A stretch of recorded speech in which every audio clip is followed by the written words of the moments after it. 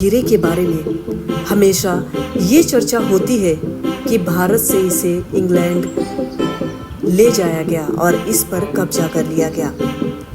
गाहे बगाहे ऐसी भी बातें उठती रहती है कि ये हीरा भारत में वापस लाया जाना चाहिए, लेकिन इस हीरे के बारे में अन्य जानकारियों की चर्चा नहीं होती। मसलन इसका पहला मालिक कौन था, इस हीरे का अलाउद्दीन खिलजी, बाबर, अकबर, महाराणा रणजीत सिंह से क्या नाता है, कैसे ये हीरा भारत से निकलकर इंग्लैंड पहुंचा और इंग्लैंड की रानी के सिर का ताज का सबसे बहुमूल्य रत्न बन गया। चलिए आज इसी के बारे में विस्तार से जानते हैं। कोहिनूर हीरे के बारे में कहा जाता है कि इसे ना तो कभी खरीदा गया, ना ही किसी ने बेचा। इसे या तो युद्ध में जीता गया या फिर किसी ने किसी को तोहफे में दे दिया। बीते 800 वर्षों से ये हीरा एक राजा से दूसरे राजा के पास घूमता रहा है। कभी किसी को तोहफे के रूप में दिया गया तो कभी किसी बाहरी आक्रमणकारियों ने हमला कर इसे जीत लिया। फिलहाल ये इंग्लैंड की रानी के ताज की शोभा बढ़ा रहा है। इसके खोजे जाने के बाद से अब तक की कहानी रोमांच और खून खराबे से भरी हुई है। सबसे पहले बात करते हैं इस हीरे की। तकरीबन 170 साल पहले की बात है। भारत की शान कोहिनूर हीरा भारत से इंग्लैंड पहुंच गया था। इस दुर्लभ कोहिनूर हीरे पर एक बार फिर चर्चा हो रही है। ब्रिटेन के एक टीवी पत्रकार ने लाइव बहस के दौरान इसे भारत को वापस लौटाने की बात कहकर सनसनी फैलाती है। शुरुआत की बात करें तो सबसे पहले इसे भारत में खुदाई के दौरान निकाला गया, फिर खिलजी शासकों के पास गया जिनसे मुगलों ने छीन लिया। एक ईरानी शासक मुगलों से छीनकर इसे भारत से बाहर ले गया तो महाराणा रणजीत सिंह इसे फिर वापस ले आए। आखिर में ये अंग्रेजों के हाथ लग गया और इस हीरे का रोमांचकारी सफर एक महल में कैद होकर रह गया। कोहिनूर हीरा करीब 800 साल पहले आंध्र प्रदेश के गुंटूर जिला स्थित गोलकुंडा की खदान से निकला था। तब इसे दुनिया का सबसे बड़ा हीरा माना जाता था और इसका कुल वजन 186 कैरेट था। हालांकि इसके बाद से इस हीरे को कई बार तराशा गया और इसका मूल रूप 105.6 कैरेट का है, जिसका कुल वजन करीब 21.12 ग्राम रह गया। हालांकि अब भी ये दुनिया का सबसे बड़ा तराशा हीरा है। कहा जाता है कि ये जमीन से सिर्फ 13 फीट की गहराई पर मिला था। वैसे तो इसकी कीमत का अंदाज़ा लगाना मुश्किल है और ना ही कभी ऑफिशियली तौर पर इसकी कीमत का खुलासा किया गया, क्योंकि इसे कभी बेचा या खरीदा नहीं गया।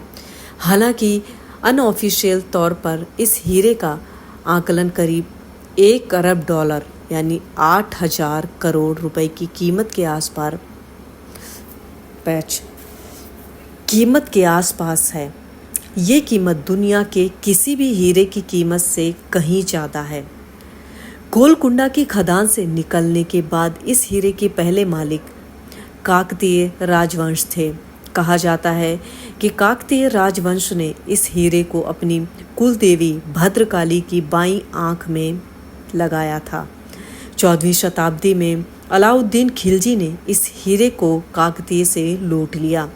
फिर पानीपत युद्ध में मुगल संस्थापक बाबर ने आगरा और दिल्ली किले को जीतकर इस हीरे को हथिया लिया। पहली बार भारत के बाहर गया हीरा और नाम पड़ा कोहिनूर। ईरानी शासक नादिर शाह ने 1738 में मुगलों पर आक्रमण कर उन्हें हराया और 13वें मुगल बादशाह अहमद शाह ने इस हीरे को छीनकर पहली बार भारत के बाहर ले गया। उसने मुगलों से मयूर तख्त भी छीन लिया था और माना जाता है कि नादिर शाह ने इस हीरे को मयूर तख्त से जुड़वा दिया था। नादिर शाह ने इस हीरे को नाम दिया था कोहिनूर, जिसका मतलब होता है रोशनी का पहाड़। नादिर शाह के दरबारी लेखक मोहम्मद काजिम मारवी ने इस के बारे में कहा था कि अगर कोई ताकतवर आदमी चारों दिशाओं और ऊपर की ओर पत्थर फेंके और जहाँ जहाँ पत्थर गिरे उसे पूरे दायरे को सोने से भर दिया जाए तो भी इसकी कीमत कोहिनूर के बराबर नहीं होगी। नादिर शाह की हत्या के बाद उनके पोते शाहरुख मिर्ज़ा को कोहिनूर मिला, जिन्होंने अफगान शासक अहमद शाह दुरानी की मदद से खुश होकर उन्हें तोहफे में कोहिनूर सौंप दिया। दुरानी का पोता सूजा शाह दुरानी इसे अपने ब्रेसलेट में पहनता था। सूजा शाह जब पेशावर यानी पाकिस्तान आया तो सिख शासक महाराजा रणजीत सिंह ने 1813 में इस हीरे को सूजा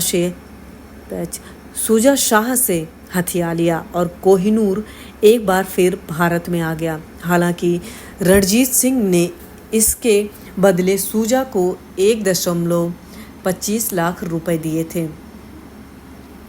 अंग्रेज और सिखों के बीच हुए हमले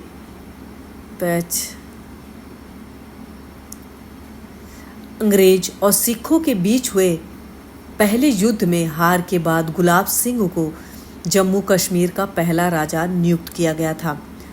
29 मार्च 1849 को सिखों और अंग्रेजों के बीच दूसरा युद्ध हुआ और सिखों का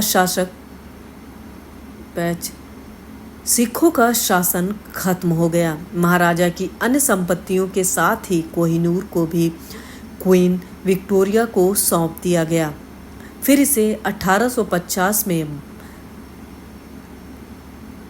बकिंघम पैलेस में लाकर महारानी विक्टोरिया के सामने पेश किया गया और डच फर्म कोस्टर ने 38 दिनों तक इस हीरे को तराशा, फिर रानी के ताज में जड़ दिया।